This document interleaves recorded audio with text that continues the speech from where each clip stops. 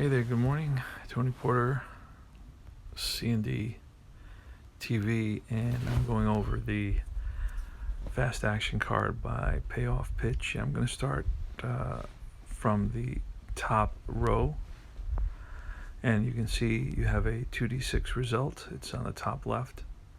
You have a 2d6 result. The small number in the center of the card on the top is a 6, which is a 1d6 result in case you need that.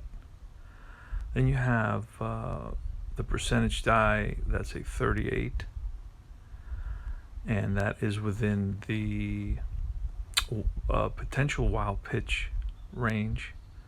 That would be a very wild pitch, a very wild pitcher who has a 38. It goes usually from 30 to 38. And there are some guys like that. Maybe, I don't know off the top of my head, but I've seen somebody that went up pretty high, especially in a modern game that I played. So the next line is going to be the singles, and it tells you the result of a single, where the ball went to right field. It was blooped into right. Runner on first advances one base, and the runner on second advances one base.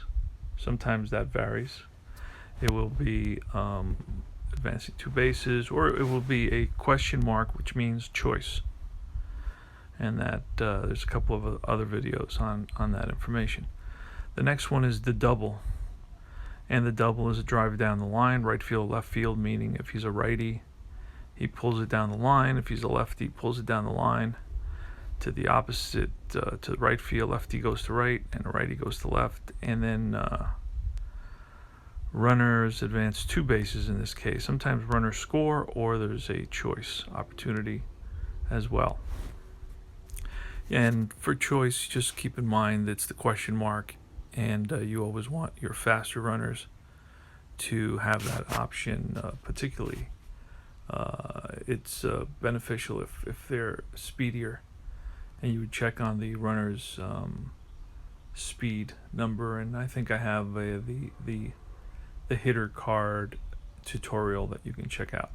Now we go to the defensive section of the card. So you may roll defense on the pitcher's card, and if you do that, you're going to pull a well, the first thing I like to do is pull a percentage dice result, because if, let's say, this was a 91 or an 82 or a 79, well, then I know that it's not going to be a range and it's not going to be an error. So then I pull a card and I just look who it was hit to, and I make it an out. And the out section is the third line. In this, you have hit, you have error, you have out. The third line will tell you what type of an out it is. So that's the first thing. That's the way I do it. The first thing I do when there's a defense result on a pitcher card, I go directly to pulling a number.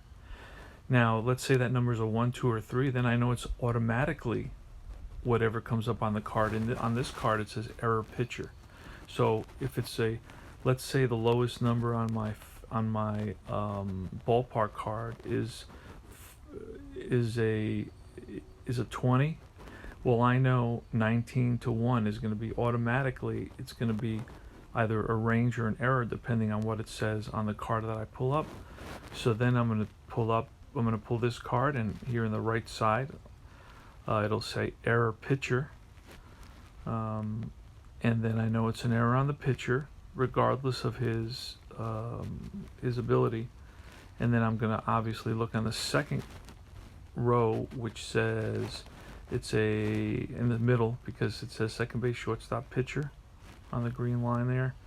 And then it'll be a little ground ball that the pitcher is going to try to get to, and if he wouldn't have thrown it wild, it would have been a single, but he decided to try to get the runner, and the throw was over the first baseman's head, or pulled the first baseman off the bag, and the ball rolled away, and somehow the runner gets to second base. So that's what's happening there. So, and finally you have,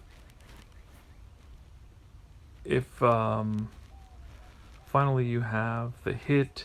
If it's a range result to the infield, it would be a single with advance one base, the one star.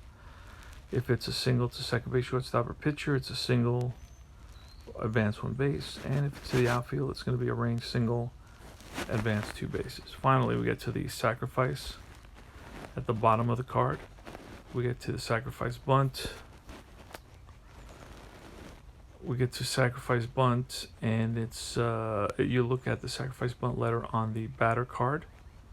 That's how I do it. When I want to bunt, I just want to bunt. I'm not gonna go beyond that. Just look at the letter, and then I pull a card and I see if it was a sacrifice. An A, B, C, D would be a good sack. An F would be they get the lead runner, fielder's choice, and the ball was hit to the first baseman. Finally, get your stealing. You look at the, and again, I roll 2d6 to see if it falls within the running opportunity of the base stealer, and that a lot of times, let's say if he's a good base stealer, it'll be like a 6B. So if I roll 2 3s, or if I roll a 2 and a 4, or if I roll a 2 and a 2, or a 1 and a 3, all those are 6 or less. So he would have the opportunity to steal.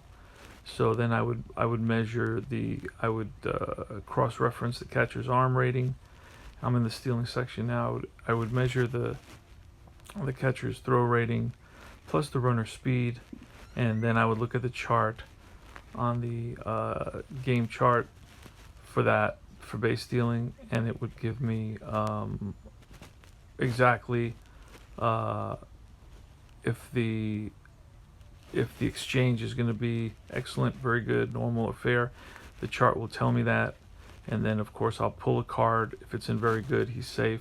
If he has a poor chance, he'll be out. And then this is if he's trying to steal home at the bottom.